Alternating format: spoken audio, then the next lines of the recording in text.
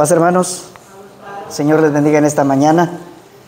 Vamos a estudiar la lección que tenemos para hoy. Pero antes quiero invitarles a que me acompañen. Vamos a ponernos en las manos del Señor. Oremos. Padre nuestro que estás en los cielos, santificado y glorificado sea tu nombre. Gracias, eterno Dios, por este día que nos has dado. Gracias por la lluvia. Gracias por la salud. Gracias por todo lo que hemos recibido de ti. La comida, la vivienda, la ropa, la familia, eterno Dios, los hijos, los nietos. Gracias, Padre eterno, porque todo eso nos hace feliz, nos hace felices, nos hace estar conscientes de que día tras día tu misericordia está con nosotros. También, eterno Dios, hemos recibido de ti el perdón porque sentimos esa fuerza que viene de tu Espíritu Santo. Hemos recibido de ti esa gracia maravillosa, eterno Padre, que nos impulsa para seguir adelante. Queremos pedirte, eterno Dios, que nos perdones, que nos asistas con tu Espíritu Santo para seguir creciendo delante de ti, ser mejores hijos tuyos, mejores ciudadanos, mejores padres de familia, mejores trabajadores, mejores en todo aquello donde nosotros nos involucremos. Hoy vamos a leer tu palabra, eterno Padre, y lo vamos a hacer con una lección que tiene que ver con el crecimiento espiritual, y te suplicamos que nos ayudes a entenderla, que nos ayudes, eterno Dios, a practicarla y a poner de nuestra parte para crecer delante de ti. Te damos gracias por todo, eterno Dios, y nos ponemos en tus manos en el nombre de Jesús. Amén. Muy bien, hermanos, entonces tenemos la lección número 1, tiene como título Creciendo. Y hasta este momento, hermanos, hemos estudiado o hemos estado estudiando esta serie tocante a la formación espiritual. Ya se estudiaron las disciplinas espirituales, ¿se acuerdan de las disciplinas espirituales? Ya estudiamos las bienaventuranzas y acabamos de terminar el fruto del Espíritu. Sin embargo, todas estas cosas que hemos estudiado, las bienaventuranzas, el fruto del Espíritu, las disciplinas espirituales que tienen que ver con la formación, con el crecimiento espiritual, no llegan en el vacío, ni tampoco son practicadas en forma aislada. Hay un contexto, hermanos, hay un contexto en el que nosotros debemos crecer, porque el fruto del Espíritu, las disciplinas y las bienaventuranzas son parte del discipulado y es para que nosotros crezcamos. Pero estas virtudes que ya estudiamos anteriormente, hermanos, hay un contexto en el que debe desarrollarse. ¿Y cuál es ese contexto? De la formación espiritual, la vida en el cuerpo de Cristo. O sea, el contexto de la formación espiritual es, hermanos, dentro del cuerpo de Cristo, dentro de la iglesia. Por esto, hermanos, cuando nosotros vemos al inicio, dice en Hechos 2:47, la segunda parte dice, y el Señor añadía a la iglesia, ¿a quiénes? A los que iban siendo salvos. A todos aquellos que iban recibiendo a Jesucristo como su Salvador personal y creían en Cristo, ¿a dónde los añadía Dios? A la iglesia. Porque la iglesia, hermanos, la iglesia es el mejor lugar o es el único lugar donde un hijo de Dios puede crecer. Hoy en día, hermanos, nosotros escuchamos a hermanos o a personas que no son creyentes decir, es que yo no necesito ir a una iglesia para estar bien con Dios. Yo no necesito congregarme para ser hijo de Dios. Esa es una gran mentira, hermanos. ¿Sí? Una persona que es creyente de Jesucristo, lo primero que debe hacer, hermanos, es que lo primero que sucede es que Dios la añade a la iglesia y la persona entiende la importancia de la iglesia. El asunto, hermanos, es que en los últimos tiempos, ni nosotros los cristianos, fíjense lo que les voy a decir, ni nosotros mismos le damos el valor que la iglesia tiene. No le damos el valor que la iglesia tiene. Por ahí le voy a leer una frase del escritor de la introducción del trimestre, bien interesante. ¿verdad? Pero, hermanos, la vida en el cuerpo de Cristo, y esto que les estoy leyendo es parte de la introducción al trimestre. Si usted tiene su escuela, lo puede leer ahí. Pablo describe a este pueblo, o sea, a la iglesia, al cuerpo de Cristo, y al proceso de formación espiritual. Nosotros, hermanos, nosotros somos, metafóricamente hablando, somos barro en las manos de Dios. Y Dios, hermanos, nos está dando la forma que Él quiere, pero va a depender de nosotros también. Va a depender de si nosotros queremos ser barro. Porque si nosotros no queremos ser barro, Dios no nos va a dar la forma que Él necesita. Eso es bien importante que lo entendamos, hermanos, ¿verdad? Dios nos está formando, pero nosotros tenemos que dar, hermanos, o someternos a la voluntad de Dios para que Él nos dé la forma que Él quiere que tengamos, ¿verdad? Porque si yo no me someto a Dios, entonces Dios no me va a formar. Yo me voy a estar dando forma a mí mismo si yo no me someto a Dios. Y para someterme a Dios, yo tengo que dar algunos cambios, algunos pasos importantes. Yo tengo que cambiar. ¿Se acuerdan de Zaqueo, verdad? ¿Qué dijo Zaqueo? Pues si he defraudado a alguien la mitad de mis bienes. O sea, ¿qué estaba haciendo Zaqueo? Ok, aquí estoy yo para ser formado. Pero a veces nosotros no queremos dar esos pasos y entonces Dios no nos puede formar si nosotros no queremos que Él nos forme. Cuando el Señor llama a los 12, hubo uno que no fue formado. Ahora, ¿por qué no fue formado si todos recibieron lo mismo? Porque no quiso, hermanos. Y por ahí hay otras explicaciones, pero ¿por qué no quiso, hermanos? Porque lo mismo recibieron todos. Lo mismo. Entonces, nosotros, hermanos, somos llamados, como le dijo el Señor a Pedro y a Andrés, venid en pos de mí y yo os haré pescadores de hombres. Yo los voy a convertir en personas. Entonces, Pablo describe este proceso en Efesios 4, para que ya no seamos niños fluctuantes. Fluctuar, hermanos, es ser movido, hermanos, de un lado a otro sin tener firmeza. Y una persona que es movida de un viento y que va aquí y va allá, que no tiene firmeza, está pronto a ser destruida, hermanos, porque no hay firmeza, fluctúa, hay fluctuación, ¿verdad? Cuando uno dice, es que los precios del mercado están en fluctuación, que suben y que bajan, ¿verdad? Que no hay una estabilidad en los precios. Y así es una persona que fluctúa, no tiene estabilidad, hermanos. Y el apóstol Pablo dice, para que ya no seáis niños. ¿Niños qué cosa? Fluctuantes, que no están firmes.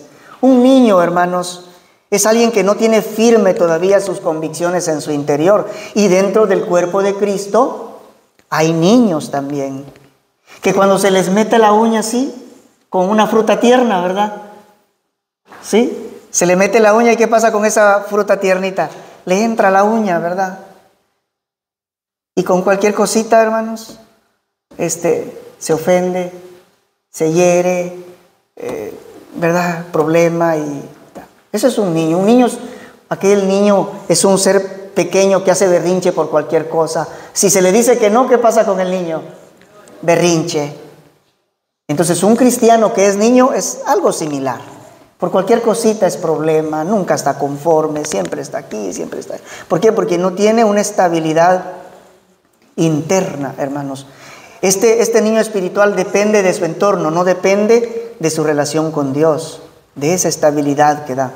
Entonces, Pablo describe y dice, para que ya no seáis niños fluctuantes, llevados por doquiera de todo viento de doctrina, sino que siguiendo la verdad en amor, crezcamos en todo en aquel que es la cabeza, esto es Cristo, de quien todo el cuerpo, la iglesia, bien concertado y unido, según la actividad propia de cada miembro, recibe su crecimiento para ir edificándose en amor. Dios, hermanos, nos llama para ser formados y para crecer. Pero el contexto, dice Pablo, es el cuerpo de Cristo. Nadie puede crecer fuera del cuerpo de Cristo. Y vamos a leer, hermanos, el texto que tenemos como base. Dice: crezcamos en todo en aquel que es la cabeza, esto es Cristo. Efesios 4:15, y las lecturas las tenemos en Efesios 4 del 11 al 16, que vamos a leer. Dice así: y Él, Jesucristo, y Él mismo constituyó a unos apóstoles, a otros profetas, a otros evangelistas, a otros pastores y maestros, con el propósito de perfeccionar a los santos para la obra del ministerio, para la edificación del cuerpo de Cristo, hasta que todos lleguemos a la unidad de la fe y del conocimiento del Hijo de Dios, a un varón perfecto, a la medida de la estatura de la plenitud de Cristo, para que ya no seamos niños fluctuantes, llevados por doquiera de todo viento de doctrina, por estratagema de hombres que para engañar emplean con astucia las artimañas del error, sino que siguiendo la verdad en amor, crezcamos en todo en aquel que es la cabeza, esto es Cristo, de quien todo el cuerpo bien concertado y unido entre sí por todas las coyunturas que se ayudan mutuamente, según la actividad propia de cada miembro, recibe su crecimiento para ir edificándose en amor. El propósito, hermanos, es hasta que todos lleguemos a la unidad de la fe y del conocimiento del Hijo de Dios, a un varón que dice perfecto. Esta palabra, hermanos, la explica el hermano que hizo la lección más adelante. No la voy a explicar ahorita porque ahí está en la escuela y la vamos a leer. Pero esto, hermanos, concuerda con lo que Pablo le dice a Timoteo. Dice que las Escrituras te pueden hacer sabio para la salvación en Cristo Jesús, porque son inspiradas divinamente y útiles ¿para qué? Para enseñar, para redarguir, para instituir en justicia, para que el siervo de Dios sea como, hermanos, perfecto. Sea perfecto, dice, enteramente preparado para toda buena obra. ¿Sí?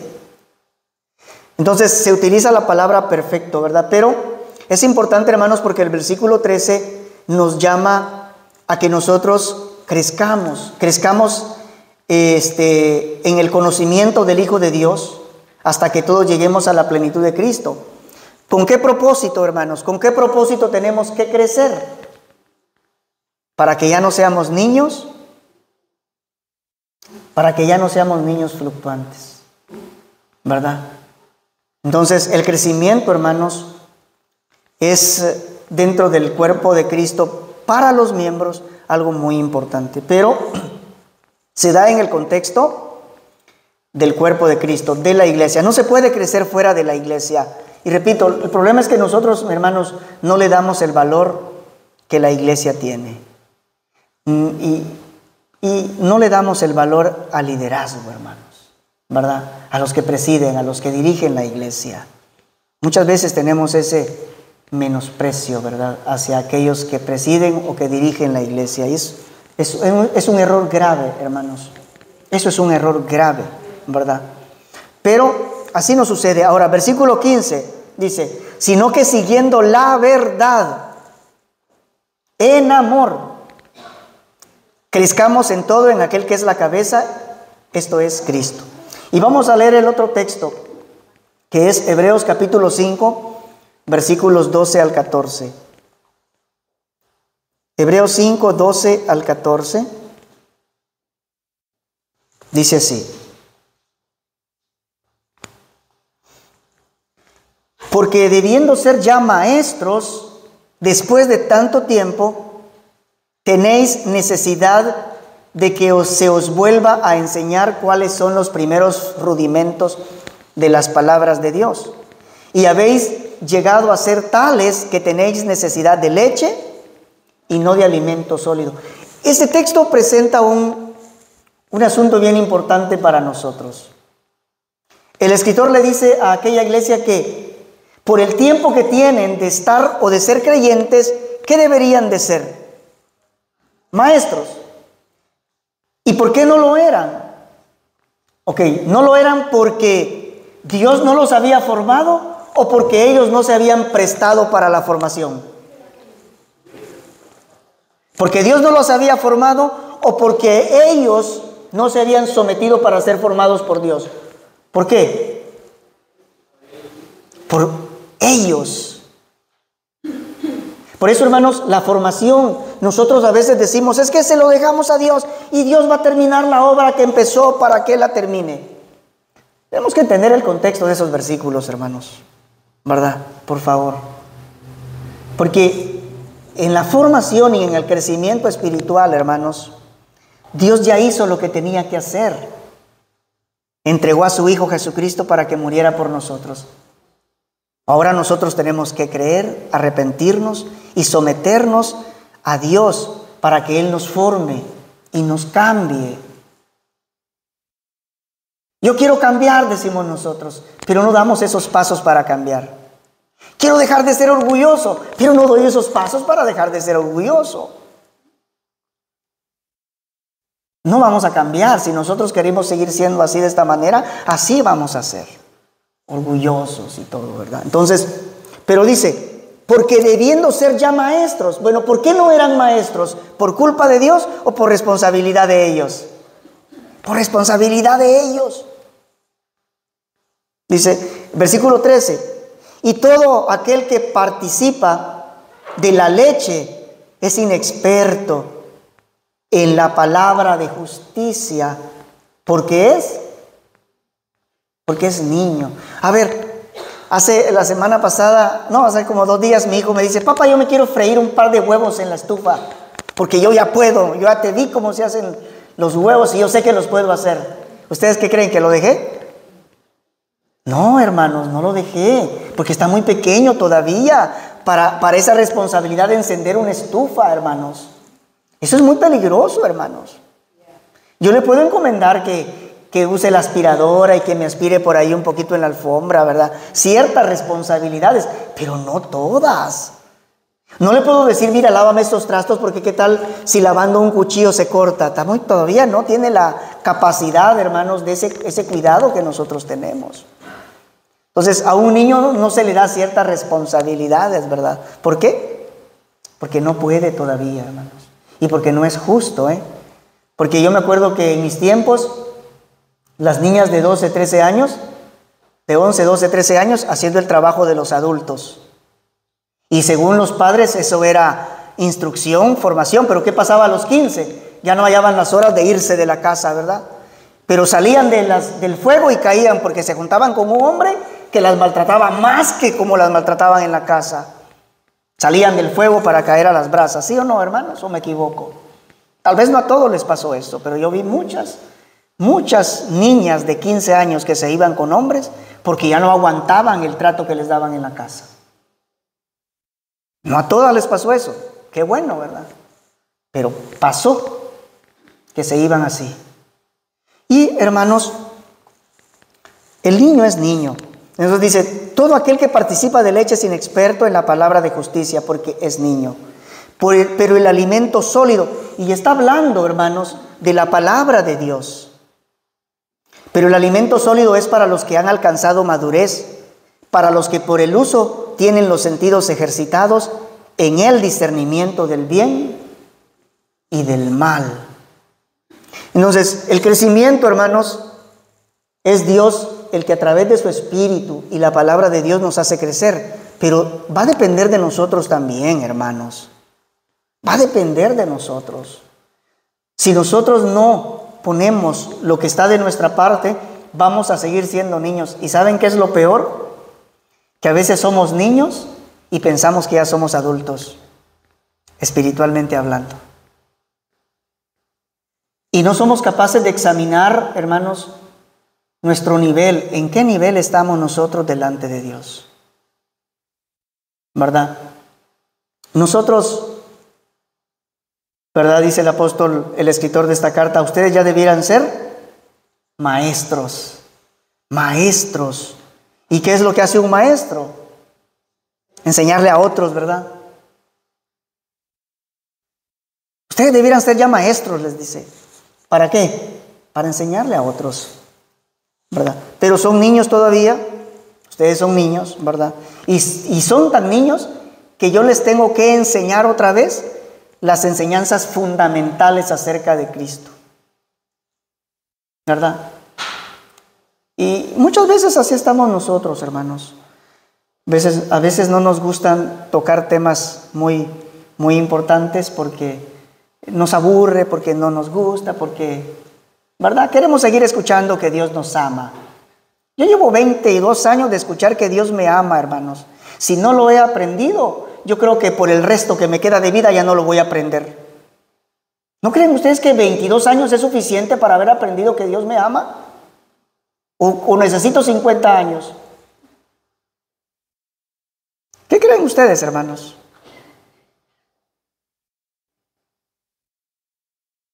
Yo con 22 años de estar en la iglesia tengo que ser maduro ya en la fe. Si todavía no lo soy, es porque algún problema estoy teniendo yo, en mi relación con Dios. Y me pongo yo de ejemplo, ¿verdad? Pero póngase a pensar esto usted también. Si todavía con 22, con 30 años de estar en la iglesia, yo no tengo todavía bien definido el evangelio, hermanos, y ando fluctuando aquí, haciendo esto aquí, cositas así, el problema lo tengo yo, hermanos, no lo tiene Dios, ¿verdad? Entonces, la lección de esta mañana tiene que ver con el crecimiento espiritual y estos pasajes nos enseñan mucho acerca del crecimiento. Objetivo, estudiar la siguiente, por favor, hermano.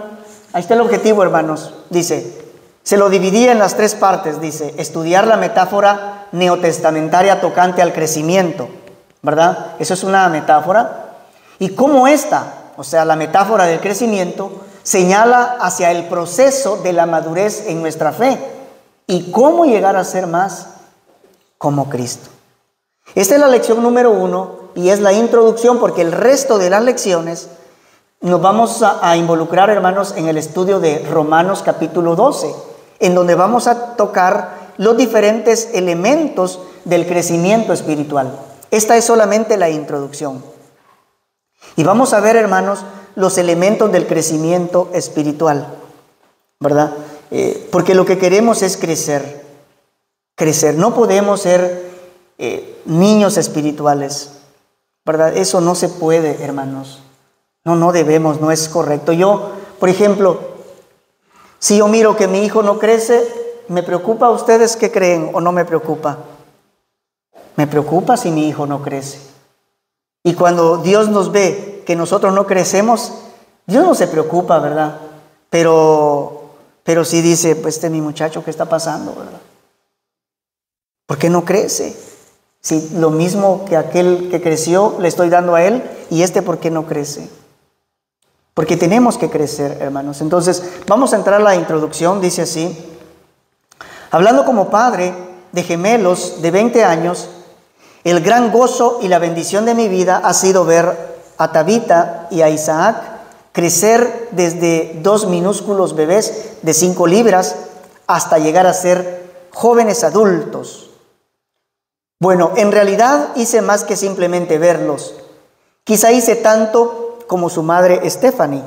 Esos 20 años requirieron que diéramos aquello que todo padre y madre tratan de dar: protección, provisión, instrucción, corrección y mucho afecto. Desde una condición de infantes indefensos, Tabita e Isaac fueron gradualmente maduros hasta ser adultos. ¿Cómo dice? Adultos útiles. Y ese es el propósito del crecimiento espiritual, hermanos, que nosotros seamos útiles. Porque un niño espiritual no puede ser útil, hermanos. No puede ser útil un niño espiritual para el propósito por el cual Dios nos ha llamado a nosotros. Dios quiere que seamos útiles. Y una persona útil es aquella, hermanos, que ha madurado, que ha crecido, ¿verdad? Así como un adulto útil. Un niño no puede votar. ¿Por qué no puede votar un niño? Porque no tiene la capacidad mental para hacerlo, no sabe todavía. Una persona ya, hermanos, y se considera que a los 18 años ya se alcanzó la madurez mental para poder ejercer esos derechos que como una persona mayor de edad tiene. Hay países y varía entre países, pero lo que se requiere, hermanos, es que nosotros lleguemos a ser, así como nuestros hijos, adultos útiles, también cristianos maduros, útiles. ¿Qué pensaría usted si usted tiene un hijo de 30 años que no se puede valer por sí mismo? ¿Le gustaría eso a usted? ¿Le gustaría tener un hijo de 30 años que no puede irse de la casa porque no consigue trabajo, porque no puede vivir, porque no sabe desenvolverse como un adulto? ¿Cómo se sentiría usted como padre si tiene un hijo así? Frustrado, ¿verdad? Triste. Pues traigamos esto, hermanos, al ámbito espiritual, ¿verdad? Nosotros debemos crecer. Entonces, la vida cristiana es igual, o al menos se supone que debe ser. He aquí la razón por la cual Pablo emplea la metáfora de la madurez en Efesios 4, 14 y 15. Él compara a los creyentes como niños que están creciendo hasta la madurez. De hecho, usa ese término en el verso que vamos a leer. Dice: de este modo, todos llegaremos a la unidad de la fe y del conocimiento del Hijo de Dios, a una humanidad perfecta que se conforma a la plena estatura de Cristo. Y aquí, hermanos, vamos a ver esto. La palabra griega teleios es traducida como madurez en la nueva versión, esta versión internacional, y en muchas de las traducciones modernas. Teleios se refiere al hecho de completar o alcanzar la mayoría de edad. Entonces, cuando la palabra del Señor dice a un varón perfecto, lo que Pablo está haciendo, hermanos, tomar esta palabra griega teleios, que era la que se utilizaba para decir, ya alcanzó la mayoría de edad, entonces ya es un hombre completo, con todos sus derechos y con todas sus obligaciones, derechos y obligaciones. Ya puede ir a la guerra porque ya es un varón completo. Ya puede dirigir una familia, o ya puede participar en las actividades políticas. ¿Por qué? Porque ya es un varón completo, desarrollado. Las versiones inglesas King James y la New King James Version traducen la palabra como perfecto. Esa palabra no es inapropiada a la luz de lo que se considera la meta de la madurez, la plena estatura de Cristo. Pablo señala lo mismo en el verso 15: crezcamos en todo en aquel que es la cabeza, esto es Cristo.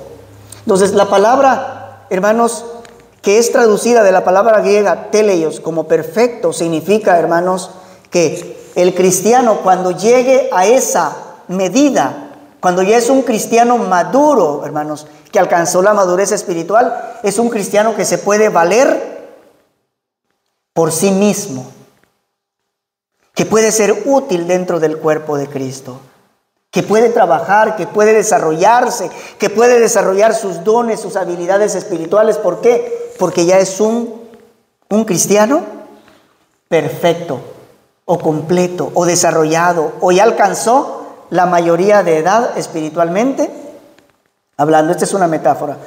La palabra griega teleios es utilizada también en otras citas como Mateo 5:48. Dice: sed vosotros pues perfectos. ¿Como quién? Como vuestro Padre que está en los cielos es perfecto, ¿verdad? Esta palabra hace alusión también a llegar a ser completamente desarrollado, pero no solo físicamente, hermanos, sino también mentalmente, ¿verdad?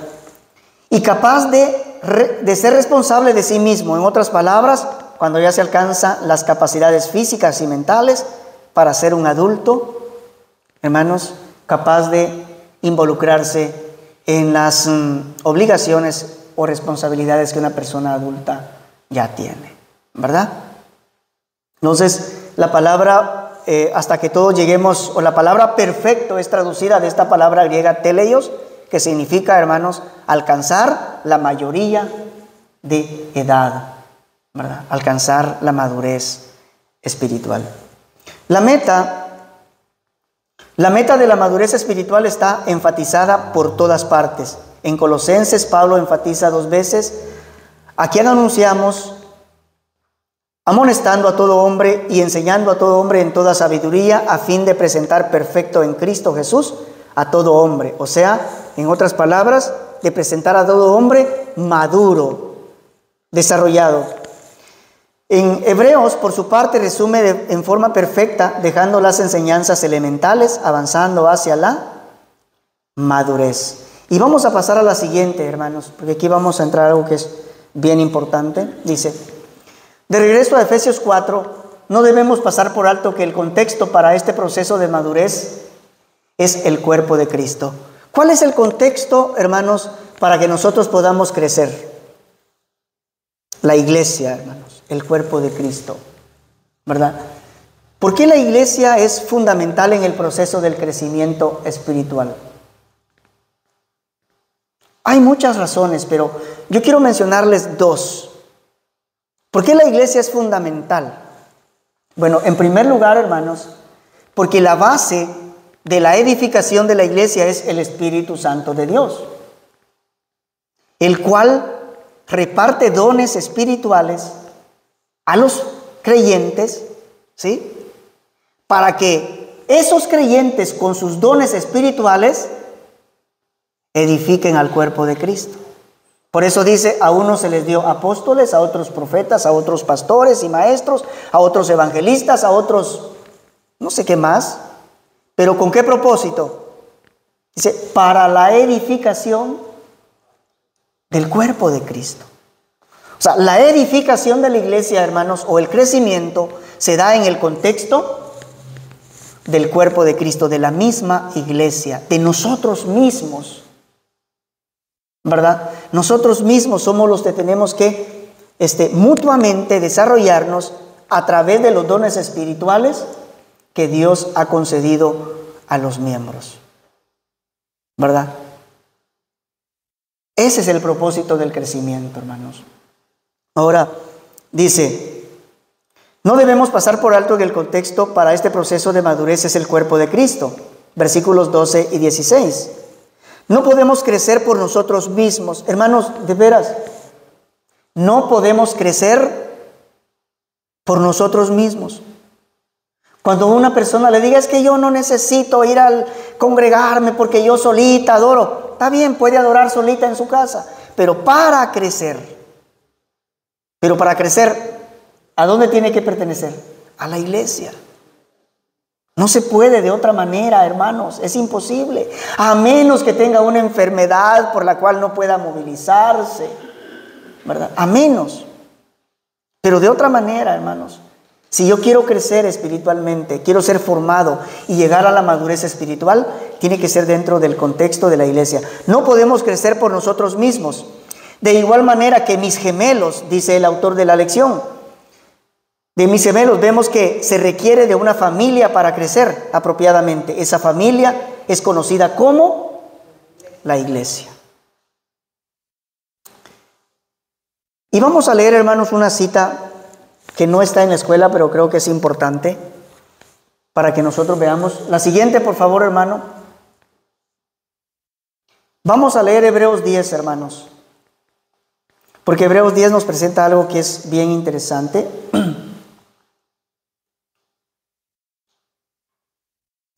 Y en el versículo 1, esos son los 4 versículos que aparecen en pantalla, son los que me interesan a mí, ¿verdad? Pero es importante que veamos el contexto de Hebreos 10. Esta cita no está en la lección, hermanos. Esta cita es agregada. Pero dice el versículo 1. No sé si ya todos lo tienen. Ya lo tienen, muy bien.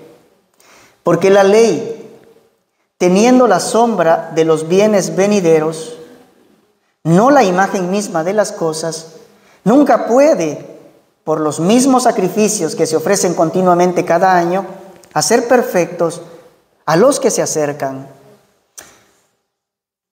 El escritor dice, hermanos, que la ley tenía solamente la sombra de los bienes venideros.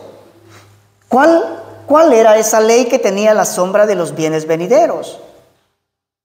Aquí no está hablando, hermanos, de los mandamientos morales de Dios, sino que está hablando, hermanos, de todo aquello que se hacía en el tiempo de la ley y con el cual se obtenía, hermanos, la justificación de los pecados. Los sacrificios, las ofrendas de paz, las fiestas levíticas, los días de reposo ceremoniales, todo lo que se hacía, hermanos, para la justificación de la persona o para el perdón de los pecados, todo eso, hermanos, era una sombra de los bienes venideros.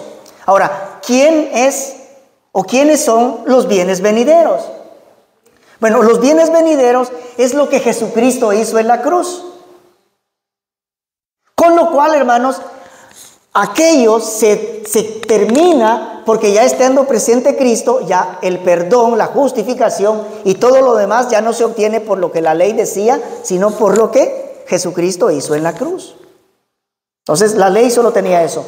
Y dice, nunca puede quitar los pecados. O sea, ese sistema de justificación no quitaba los pecados porque dice que esos sacrificios se ofrecen continuamente. Versículo 2. De otra manera, si sí hubieran quitado los pecados, entonces los sacrificios se hubieran dejado de hacer, porque ya la gente perdonada, ¿para qué iba a seguir ofreciendo sacrificios? Ya estaban perdonados. Entonces dice, pues los que tributan ese culto limpios de una vez, no tendrían ya más conciencia de pecado. Pero en estos sacrificios, cada año se hace memoria de los pecados, porque la sangre de los toros y de los machos cabríos, ¿qué dice? No puede quitar los pecados. Entonces, toda esa ley ritual, hermanos, de sacrificios, era una sombra de lo que Jesucristo iba a hacer en la cruz. Era una sombra, y Jesucristo es los bienes venideros. Nosotros ya estamos disfrutando los bienes venideros, porque Jesucristo los hizo en la cruz hace aproximadamente 2000 años. Entonces dice, por lo cual, como esa sangre no puede quitar los pecados, dice el versículo 5, por lo cual, entrando en el mundo dice, sacrificio y ofrenda no quisiste, mas me preparaste cuerpo. ¿Quién es el que está hablando ahí? Jesucristo. Mas me preparaste cuerpo, dice. Holocaustos y expiaciones por el pecado no te agradaron. Entonces dije, he aquí que vengo, oh Dios, para hacer tu voluntad. Como en el rollo del libro está escrito de mí, diciendo primero, sacrificio y ofrenda por el pecado y holocaustos y expiaciones por el pecado no quisiste, ni te agradaron, las cuales cosas se ofrecen según la ley. Y diciendo luego, he aquí que vengo, oh Dios, para hacer tu voluntad. Quítalo primero, los sacrificios, la sombra, ¿sí? Para establecer lo último, lo de Jesucristo. Dice el versículo 10, en esa voluntad, en la voluntad de Cristo, hermanos, somos santificados mediante la ofrenda del cuerpo de Cristo, hecha una sola vez para siempre. Y ciertamente todo sacerdote está día tras día ministrando y ofreciendo muchas veces los mismos sacrificios que nunca pueden quitar los pecados. Pero Cristo, habiendo ofrecido una vez para siempre un solo sacrificio por los pecados, se ha sentado a la diestra de Dios. De ahí en adelante, esperando hasta que sus enemigos sean puestos por estrado de sus pies. Porque con una sola ofrenda, ¿qué hizo Jesucristo, hermanos? Porque con una sola ofrenda hizo perfectos. Ahí está otra vez la palabra, ¿verdad? Teleios. Hizo perfectos para siempre. A ver, ¿qué somos nosotros según este versículo? ¿Cómo somos? Perfectos. Pero está hablando, hermanos, de la salvación en Cristo. Los machos cabríos no podían quitar los pecados y por eso se hacía cada año el sacrificio, ¿verdad? Pero Jesucristo una sola ofrenda. ¿Por qué? Porque el sacrificio de Cristo sí puede limpiar los pecados y hacernos perfectos. ¿En qué? En la salvación, hermanos, en la justificación. Somos perfectos. Jesucristo no necesita nada más para darnos el perdón a nosotros. El sacrificio de Cristo es perfecto. Y nosotros, al creer en Cristo, hermanos, quedamos perfectos para siempre, dice. Pero, y sigue diciendo,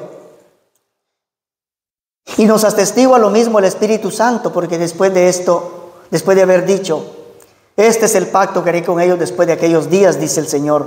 Pondré mis leyes en sus corazones y en sus mentes las escribiré. Y añade, y nunca más me acordaré de sus pecados y transgresiones. Pues donde hay remisión de pecados, no hay más ofrenda por el pecado. Ya no se necesita ofrecer sacrificios por el pecado. ¿Por qué? Porque el sacrificio de Cristo es perfecto para justificarnos. Entonces, así que hermanos, por todo eso que Jesucristo hizo, ¿qué tenemos? Dice, así que hermanos, como Jesucristo murió, los bienes venideros ya están en vigencia después de la muerte de Cristo. Así que hermanos, teniendo libertad para entrar en el lugar santísimo por la sangre de Jesucristo. Este lugar santísimo no es el terrenal, hermanos. Este lugar santísimo es el trono de Dios. Y tenemos libertad para entrar en ese lugar santísimo. Versículo 20, por el camino nuevo y vivo que Él nos abrió a través del velo, esto es, su carne. Y teniendo un gran sacerdote sobre la casa de Dios, Jesucristo, ¿qué tenemos que hacer? Y ahí viene el 22, el 23, el 24 y el 25. ¿Qué tenemos que hacer en vista de lo que Jesucristo hizo por nosotros en la cruz? Dice, acerquémonos con corazón sincero, en plena certidumbre de fe. 23, mantengamos firme y sin fluctuar, dice, la profesión de nuestra esperanza, porque fiel es el que lo prometió. 24, considerémonos unos a otros para constituirnos o para estimularnos al amor. Y 25, ¿qué dice, hermanos? No dejen de congregarse. ¿Por qué es que no debemos dejar de congregarnos? Por lo que Jesucristo hizo en la cruz, hermanos. Por lo que Jesucristo hizo en la cruz. Jesucristo es los bienes venideros. La sombra ya pasó. Jesucristo es la verdad. Por eso Jesucristo, hermanos, dice, yo soy el camino. ¿Y qué más es Jesucristo? En este contexto es Jesucristo, hermanos, la verdad. Yo soy lo real. Yo ya no soy la sombra, dice Jesús. Yo soy lo real, la verdad. La sombra se quedó en el pasado. Esa sombra, hermanos, no podía limpiar los pecados, pero Jesucristo sí. Y como ahora tenemos entrada hasta el trono de la gracia por Jesucristo, tenemos un sacerdote que es Jesucristo, ¿qué tenemos que hacer? Dice, acerquémonos, mantengámonos firmes, considerémonos unos a otros para estimularnos al amor y por favor, dice, no dejen de congregarse. Ahora, ¿por qué esto es importante, hermanos? Porque el contexto del crecimiento, ¿dónde se da? ¿Cuál es el contexto del crecimiento? Es la iglesia, hermanos. Es la iglesia. Y repito esto, cuando una persona dice es que yo no me congrego porque yo no necesito, es porque no ha entendido el mensaje de Dios. No lo ha entendido, hermano, de veras. No lo ha entendido todavía. Yo creo que es menos que niño, todavía es un feto, no ha nacido todavía de nuevo. No lo ha entendido. No lo ha entendido. Y hay muchos hermanos y muchas personas que así nos dicen, o no le han dicho a usted eso, hermano. Yo no necesito congregarme porque yo no sé qué. No ha entendido el mensaje del Señor. La iglesia es fundamental, hermanos. Yo les dije la vez pasada que nosotros éramos más importantes que los médicos, ¿se acuerdan? Pero no me lo creen, ¿verdad? No me lo han creído todavía. Somos más importantes que los doctores, porque lo que nosotros tenemos y llevamos es vida eterna en el nombre de Jesús. Un doctor solo le da vida para unos cuantos años, ¿verdad? Pero esto es vida eterna, hermanos. Esto es distinto, esto es más sublime. Entonces, la iglesia, hermanos, es el contexto. No podemos crecer por nosotros mismos. Y por lo que Jesucristo hizo en la cruz, nos tenemos que mantener firmes. Nos tenemos que estimular. A ver, si yo nunca vengo al culto, si yo nunca convivo con ustedes, ¿me podrán ustedes estimularme al amor? ¿O los podré yo estimular a ustedes al amor? No podré, hermanos. Nunca. ¿Podré vivir yo en unidad con ustedes si nunca vengo a los cultos? No puedo, hermanos, es imposible tener unidad si no se congrega uno con otros hermanos que están en la misma condición. La relación es personal con Dios, y gracias a Dios que es personal. Gracias a Dios, hermanos. Pero Dios ha hecho y ha ordenado que mi relación personal la viva en comunión con otros que también tienen una relación personal con Él. ¿Me entienden? O sea, la relación es personal, pero Dios quiere que mi relación yo la viva con otros que están en la misma situación que yo, que también tienen una relación personal con Dios. Yo no puedo vivir solo, sobrevivir solo como hijo de Dios. Es imposible, hermanos. El crecimiento se da dentro de la iglesia. Uno aprende de los demás aprenden de uno.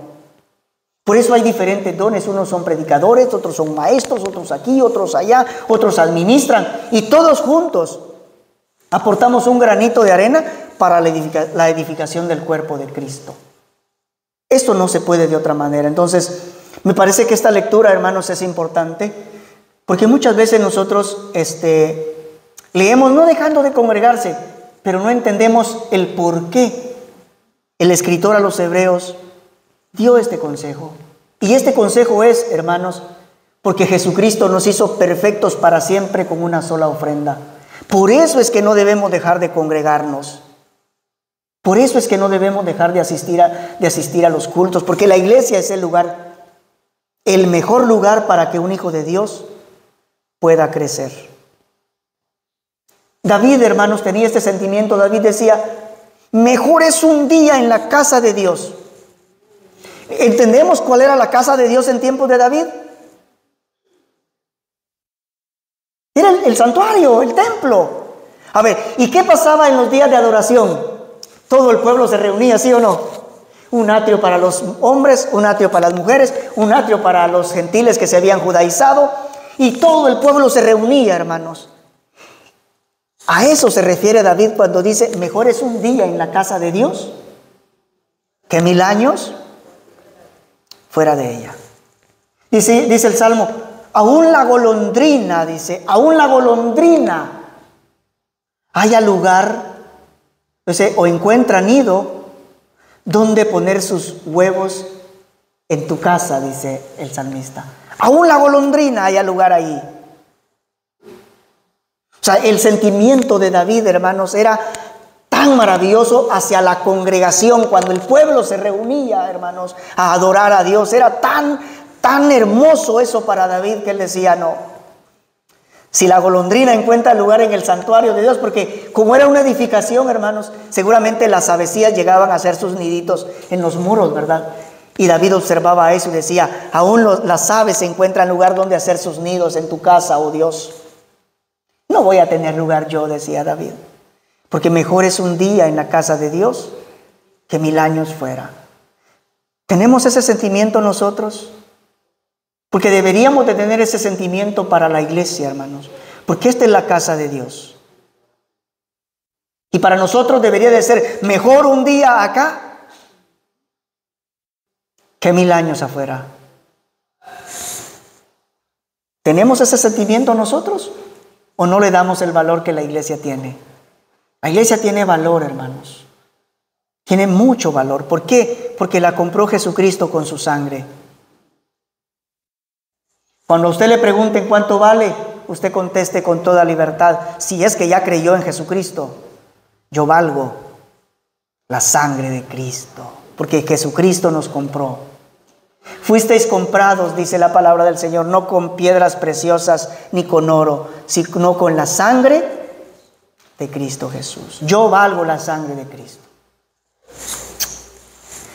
Entonces, Hebreos 10, hermanos, nos invita a mantenernos firmes, a acercarnos, a considerarnos unos a otros y a congregarnos. ¿Por qué? ¿De dónde surge esto?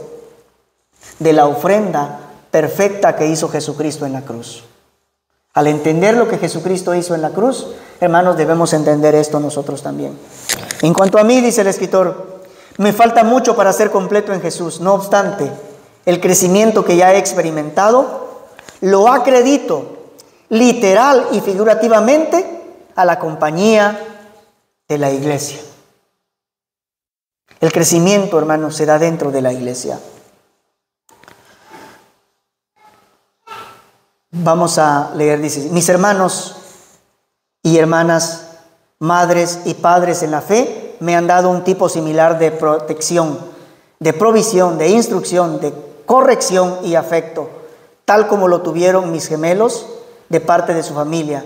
Esa es la gracia de Dios. Y fíjense, hermanos, que el apóstol Pablo, si usted lee la carta a Tito, dice, y da consejos, ¿verdad? Que los viejos hagan esto, que los jóvenes esto. Y dice que las hermanas que son ya grandes, ¿qué dice? Enseñen a las jóvenes a cómo deben de conducir sus hogares, ¿verdad?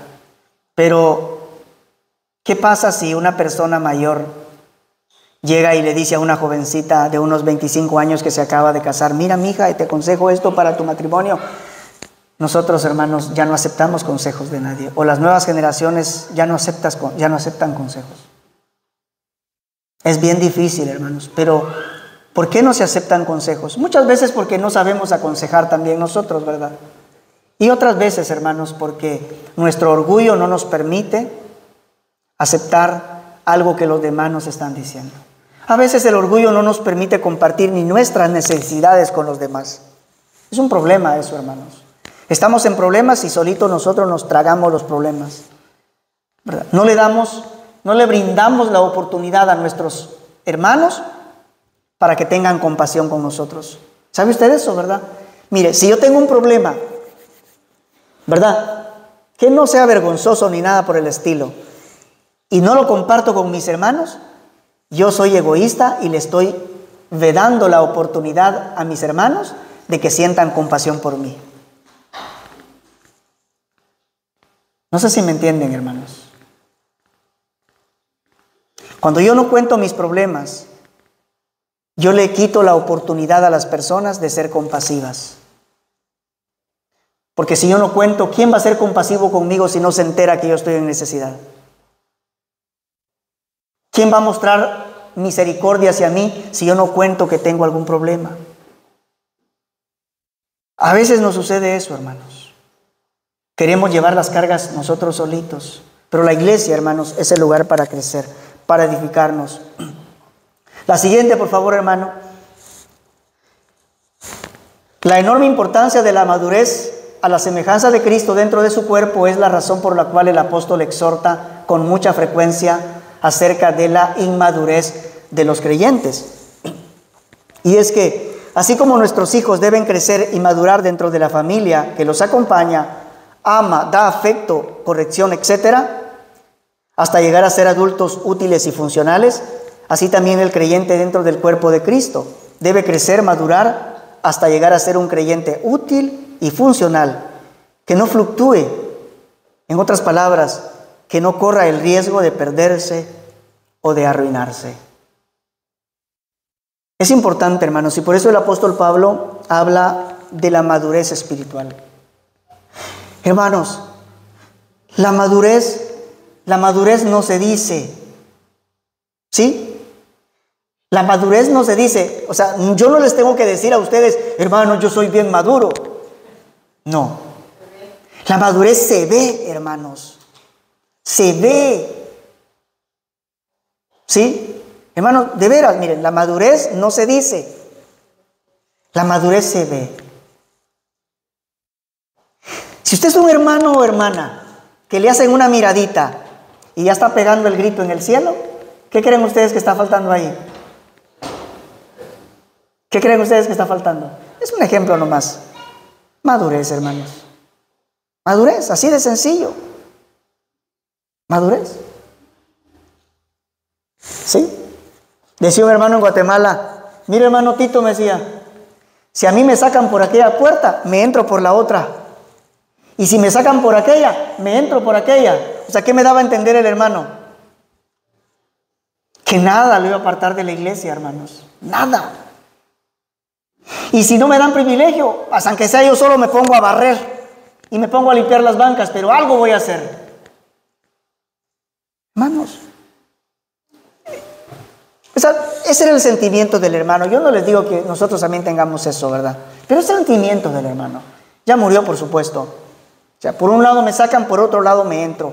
Pero de aquí, decía él, solo me van a sacar en un ataúd para el último viaje. Yo creo que el hermano había entendido la importancia que tiene la iglesia, hermanos, para la vida de fe del creyente. Es importante. Hebreos 5, 12 al 14 aborda este asunto. Stephanie y yo disfrutamos a lo largo de cada etapa del desarrollo por los cuales pasaron los gemelos. Sin embargo, y aquí viene una cuestión, ¿hubiera sido preocupante si ellos aún actuaran como bebés al cumplir 20 años? ¿Sí? Pasaría si usted mira a su hijo de, lo que le dije hace un momento, de 30 años, que todavía no madura, hermanos, y que es un bebecito todavía y que no se puede valer por sí mismo. ¿Cómo estaría usted? ¿Contento? Oh, mi hijo tiene 30 años y todavía depende de mí. ¿Estaría feliz? Preocupados, hermanos. ¿Qué estará pasando, verdad? Pues así, hermanos, es dentro de la iglesia, ¿eh? Pablo expresa mucho de ello. Y en 1 Corintios 3, de manera que yo, hermanos, no pude hablaros como a espirituales, sino como a carnales, como a niños en Cristo. En este texto, al igual que en Efesios 4:13, nos enteramos de qué. Póngame la siguiente, hermano, por favor. Y en rojo, hermanos, la clave para la madurez espiritual. Dice, la clave para la madurez espiritual en el cuerpo de Cristo es la unidad. Es la unidad. Esa es la clave, hermanos. Pero esa unidad se da dentro de la iglesia. De hecho, hermanos, si leemos esos pasajes, Juan 17:23 dice, yo estoy en ellos. Esa es la nueva traducción viviente. Yo estoy en ellos y tú estás en mí. Que gocen de una unidad tan perfecta que el mundo sepa que tú me enviaste y que los amas tanto como me amas a mí. Fíjense, hermanos, dice el Señor Jesucristo en esa oración última que hizo, yo estoy en ellos y tú estás en mí. Que gocen de una unidad tan perfecta. ¿Con qué propósito, hermanos? ¿Con qué propósito es la unidad? Dice, para que el mundo sepa que tú me enviaste. Hermanos, la unidad tiene propósitos evangelísticos, ¿eh? ¿No será que el mundo no nos cree porque no estamos unidos? ¿Sí? Fíjense, hermanos, que voy a tomar un tiempecito acá. Unos 5 minutos. Tal vez me voy a salir un poquito, pero creo que es importante. Yo quiero que, si usted tiene tiempo en su casa, lea esto que les voy a mencionar. Cuando Pablo fundó la iglesia de Éfeso, ahí en Éfeso había un tal Demetrio, si no estoy mal. Demetrio era el que hacía figuritas del templo, ¿verdad? Demetrio y otros. Ellos hacían figuritas de Diana y hacían figuritas del templo y se ganaban mucho dinero vendiéndoselas a las personas. Cuando llega Pablo a Éfeso, empieza a predicar el evangelio y el negocio se les cae. ¿Por qué? Porque cuando la gente empieza a creer el evangelio y empieza a darse cuenta que esas figuritas y todos esos ídolos que ahí vendían no eran nada, porque empezaron a creer en la palabra de Dios, ¿qué pasó con las personas? Ya no compraron ya no tuvieron negocio. Y entonces vinieron la asociación de fabricantes de ídolos se reunieron. No es la asociación de fabricantes de ídolos. Eso me lo estoy inventando yo, hermanos, ¿eh? Pero ellos se reunieron en su sindicato, ¿verdad? Y dijeron, ¿qué está pasando aquí? No, pues ese Pablo es el que con su mensaje nos ha echado a perder el negocio, porque ya nadie compra lo que nosotros fabricamos. Y los metieron presos, hermanos, a Pablo, y no me acuerdo quién andaba con Pablo, pero andaba otro, ¿verdad? Bueno, usted lo puede leer ahí en Hechos 17, 18, 19, 16, 17, 18, 19. Y los metieron presos. Y Pablo estuvo en la iglesia de Éfeso, hermanos, más o menos por 2 años. Y la iglesia creció, hermanos. Pero llega el momento en que Pablo se tiene que ir por la persecución de estos hombres. Y se va para otra ciudad, no me recuerdo el nombre ahorita, pero manda a llamar a los ancianos de Éfeso. Y platica con ellos. Y les dice, miren, yo ya estoy limpio de la sangre de ustedes, porque les di a conocer el evangelio de Jesucristo. O sea, si ustedes de aquí en adelante se pierden, ya no es por mi culpa, sino que es responsabilidad de ustedes, porque yo les enseñé lo que les tenía que enseñar. Así que yo limpio soy de la sangre de ustedes, les dice, ¿verdad? Pero miren lo que les dice Pablo a los líderes de Éfeso, porque yo sé, les dice Pablo, que de ustedes mismos, de los ancianos, se van a levantar hombres mentirosos, dice, que enseñarán herejías de perdición y no perdonarán el ganado. Y empiezan, hermanos, las divisiones en la iglesia.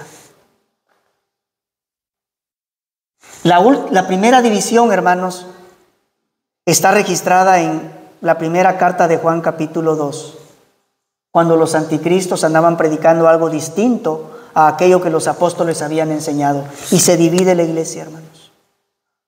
Y empiezan a surgir creencias, doctrinas, y de aquí que Jesucristo no vino en carne, y empiezan, hermanos. Y las iglesias empiezan a dividirse. Y ahora, hermanos, ¿cómo estamos los cristianos alrededor del mundo? ¿Estamos unidos, ustedes creen? No, hermanos, no estamos unidos. A veces dentro de las mismas iglesias no estamos unidos en la fe. ¿Cómo nos va a creer el mundo así, hermanos? Me decía una señora en Guatemala, porque yo le hablé del evangelio, y me decía, no, sí, mire, las iglesias son como las ofertas en la barata, me decía, porque hay un mercado que se llama La Barata, ¿verdad? Las iglesias son como las ofertas en La Barata. Hay muchas ofertas y uno puede agarrar cualquiera. Oh, está bien, ¿verdad? Pero le dije yo, si yo soy oficinista y la oferta es de asadones y palas, ¿usted cree que la voy a comprar? ¿De qué me sirve si yo trabajo en una oficina, hermanos? Si yo soy el jardinero, obviamente me va a servir el asadón, la pala, el machete y lo demás. Pero si no soy yo jardinero, ¿de qué me sirve un asadón en la casa si mi trabajo es de oficina? Y le digo, entonces no todas las ofertas hay que comprarlas. No todas las ofertas son buenas. Pero la unidad, hermanos, la unidad es fundamental. Y lamentablemente alrededor del mundo los cristianos no estamos unidos. Ni aún dentro de la misma iglesia a veces no hay unidad, hermanos. Porque unos jalan por un lado, otros por otro, y otros van aquí, otros van allá. Aún dentro de las mismas iglesias. Entonces, ¿cómo nos va a creer el mundo así? La unidad de la iglesia es, hermanos, para que el mundo, dice, para que el mundo sepa que tú me enviaste. Si no, pero si ustedes dicen una cosa, los testigos de Jehová dicen otra, los mormones dicen otra, ya no sé ni qué creer, decía la persona esta que yo le estaba hablando. Pues sí, así es, así estamos. Así es, hermanos. Ahora, ¿quién produjo o quién hizo todas estas divisiones? Hermanos, por supuesto, hermanos. Y la iglesia se empezó a dividir desde el mismo primer siglo, hermanos. Y el día de hoy se siguen dividiendo las iglesias. Por ahí surge una y surge otro, un predicador, uno aquí, otro allá. Que el evangelio de la prosperidad, que declara y que yo te voy y que si declaras te va a salir todo lo que declares. Una gran mentira, hermanos. ¿Y cuánta gente no hay engañada por eso? Que anda a declarar, yo declaro que esto va a ser así, y al final no pasa nada. No pasa nada. Pero así, hermanos, ahora, la unidad es fundamental, hermanos. Pero la unidad tiene que ver, hermanos, primero, ¿Cómo soy yo como persona? ¿Soy humilde? Reconozco, hermanos, reconozco los dones de los demás. Hermano Héctor mencionaba de esto ayer una parte. Reconozco yo, hermanos, los dones de los demás. Reconozco yo, hermanos, a los demás como siervo de Dios. Valoro yo la iglesia, hermanos. ¿Es importante para mí la iglesia? ¿O es simplemente un pasatiempo donde yo me voy a mostrar para que vean que yo paso hablando 1 hora, o que yo puedo cantar, o que yo hago esto, o que yo hago el otro? La iglesia, hermanos, es el pueblo de Dios. Y el que está sentado en primera fila es Dios, hermanos, viendo qué es lo que está pasando. Pero la unidad, hermanos, es fundamental. Por eso dice, yo estoy en ellos y tú estás en mí. Que gocen de una unidad tan perfecta. ¿Pero con qué propósito? Para que el mundo sepa que tú me enviaste y que los amas tanto como me amas a mí. La unidad es importante, hermanos. Pero muchas veces la unidad no se mantiene porque no todos crecemos al mismo tiempo. Y no todos crecemos al mismo tiempo porque no todos nos involucramos en la oración, en el estudio de la Biblia, en las disciplinas espirituales. No las aplicamos y no crecemos por eso, hermanos. Por eso no crecemos. Fíjese pues, yo vivía, hermanos, allá en Guatemala, ¿verdad? Y como a unos 2 bloques había una familia. Nosotros éramos pobres y esa familia tenía dinero. Tenían ganado, tenían caballos, tenían perros y tenían 20 hijos, porque 20 hijos tuvieron, ¿eh? Pero todos los hijos bien llenitos y bien grandes. Y yo, bien chiquitillo y flaquito y tripudo. ¿Y cuál cree usted que era la diferencia? Que ellos se alimentaban bien y yo no. No sé si me entienden lo que les quiero decir, ¿verdad, hermano? ¿Cómo nos alimentamos nosotros? Si usted se alimenta bien, por supuesto que va a crecer. Pero si usted no se alimenta bien, no va a crecer, hermano. Y si aquel maduro le está diciendo algo, como usted no está crecido, aunque eso que le están diciendo sea bueno, como usted no está crecido, eso le va a ofender. Porque no está crecido. Yo bien chiquito y los del vecino, que eran 20, tal vez lo conociste, don Aurelio. Eran 20, cuando murió mi papá vinieron acá 2 de ellos. Eran 20, hermanos. Pero ellos bien grandotes, bien fornidos. ¿Por qué? Porque tomaban leche, queso, comían, tenían gallinas, tenían vacas. Y yo bien chiquitito, porque apenas comía, ¿verdad?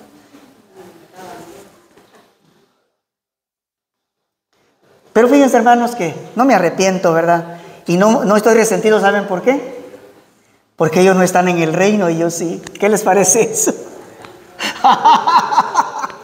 Ellos no están en el reino y yo sí. ¿Ah? O sea que no hay problema, ¿verdad? Pero lo que les quiero decir, hermanos, es que la alimentación depende, es fundamental. ¿De qué se alimenta usted?